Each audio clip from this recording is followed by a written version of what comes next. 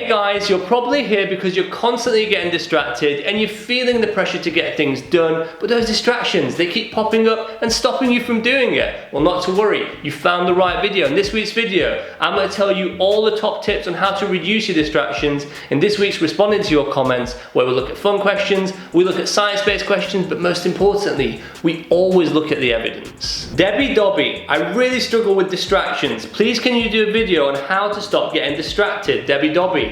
I like your comment, it's really got my attention. This is from the How to Stop Procrastinating video. Debbie Dobby, I'm going to do my best to give you all the information I can. I'm going to give you the best information I can, so what we're waiting for, let's just dive straight into it. Okay, now before we start, let's look at why we get distracted in the first place. We all live in a technology day and age where we all have one of these bad boys and we end up spending endless hours looking at photos, videos, or whatever. So these kinds of things like playing on your phone, watching TV series, and all that sort of stuff are known as external triggers. And external triggers are stopping you from doing what you need to get done. So those are called external triggers, and the things that we actually need to get done are called internal triggers. So what we're doing here is we are changing our thoughts because we don't want to have that emotional, that uncomfortable feeling that we know we need to get things done, but we want to forget about it. So then we end up with the external triggers instead. For example, when you're bored or you're lonely, you might go on social media and spend hours on there. When you're uncertain about something, you might go Google or check the news. The truth is,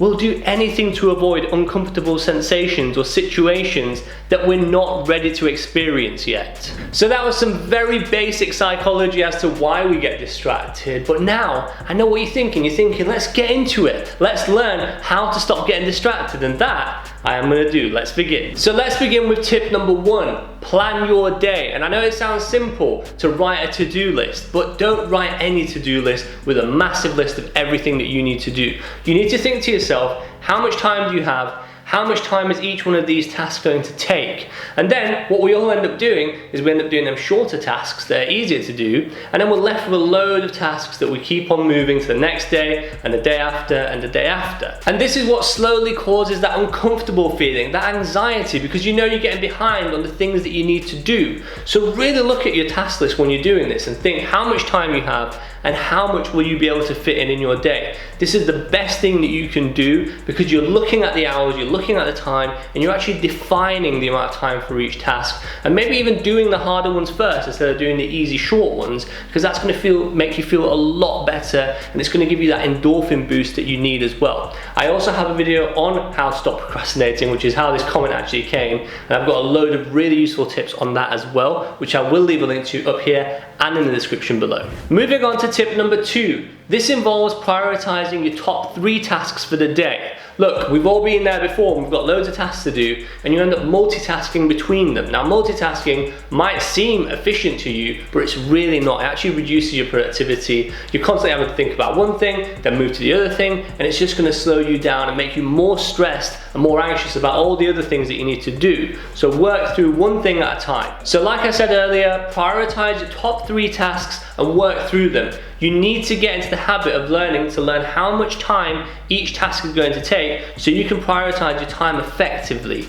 Also, if you come across other tasks that you want to do, add them to your list to do later, not into the top 3 tasks that you're doing already. Now, speaking of time, this moves on nicely to tip number 3, which is all about timing yourself. Now, I don't know if you've ever heard of Parkinson's law. This is where he describes that work will expand itself to fill the time that we make available for it. So whilst you're doing your task or your work, you're going to fill it with time as well, with distractions as well. So what you need to do is you need to time yourself. You need to time yourself to find out exactly how long it usually takes you to do your task without distractions. Now, this is something that will require some practice. Eventually, you're going to know the amount of time that you require for each type of task.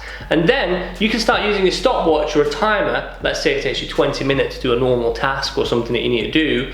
If you put the timer on, after 20 minutes, be honest with yourself. Really do think to yourself, how much of that time did I spend actually doing the work? and how much of that time did I waste getting distracted on things that I didn't need to do. So this is something that will require practice, and eventually you're going to be able to switch into work mode or get stuff done mode, okay? This is really important. It takes a bit of time. It takes time for you to learn how long it takes and how to really focus on this sort of stuff when you're working with time, but you will see an improvement if you do practice it. Okay, so I feel like we've now got a basic foundation on getting work done and little tips that you can do to help you from stop being distracted.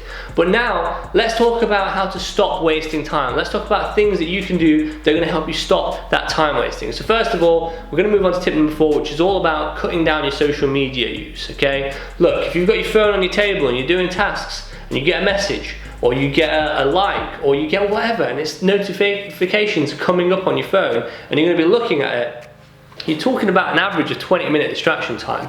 If you actually open up your phone and, I don't know, go on your Instagram or YouTube or whatever, you're going to end up flicking, you're going to end up scrolling like we all do, and you're going to scroll and keep on going, and that time is going to add up. You're not going to think about it, but it's adding up and it's wasting valuable time that you need. Now this is quite a big topic, which I have done a video on previously on how to reduce your phone and social media use. If you haven't seen that video, I will leave a link to it up here and in the description below. But one really simple thing that you can do, for example, is switching off notifications, keeping your phone away in another room or somewhere that's not going to be under your eyes so you're seeing it, and also scheduling time for your social media. So I'm not saying completely go off it, but schedule time during the day that you're going to take a break and you're going to go on your social media and reply to messages and reply to whatever you need to do, okay? That way there's more of an intention behind it rather than wasting time so you don't have to do the tasks that you've got ahead of you. Another thing that will help is practicing something called surfing the urge. Look, sometimes you get a random urge to do something. It could be completely random, okay? But you need to remember that these feelings are temporary and you can get over them. Now this is all about mindfulness, and if you're interested in learning more about this, I will leave a link to it in the description below and some information in there too. But it's all about learning when your peak is and how that peak is going to drop. It is quite complicated to talk about in this video. It's going to make this video very long. Like I said, more information in the description below. Okay, so how are we getting on? I hope you're finding this information helpful. So far we've learned about writing task lists, prioritizing your time, having a top 3, timing, reducing your time wastage from social media, and surfing the urge. So we've learned quite a fair bit. But the next thing I want to talk about is something called liminal moments. Now liminal moments is, it happens when you're doing a task, for example, and you finished it, and then you move on to something completely random which isn't scheduled, and this can be a real time waste. It usually happens, for example, you finish a task, you take a quick break, and you end up doing something completely random and spending 20-30 minutes on it. This is a liminal moment.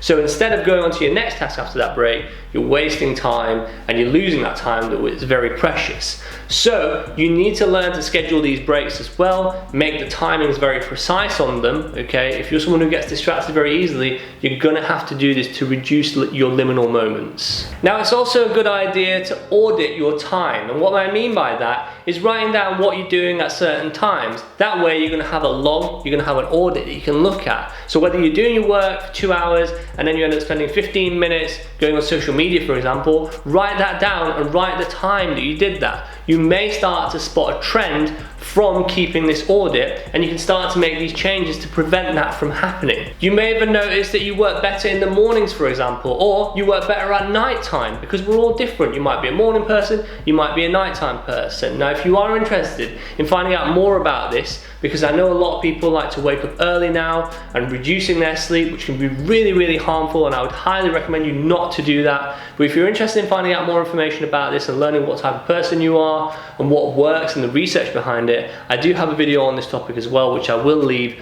up here and in the description below. And finally, if you are someone who struggles to think of how to task efficiently, looking at time and making it realistic, you can always use the acronym SMART. I'm sure you've all probably heard of it. It stands for specific, measurable, achievable, realistic, and timely. I know that's just a load of words, but let's look at it and make it into a real example now. So let's say you have several essays you need to write. Now the first step would be picking a specific essay. Then you need to know how many words you need to write. That is making it measurable. So let's say 1,000 words. But you also need to make sure that 1,000 words is achievable, and you know yourself best. Can you write that much?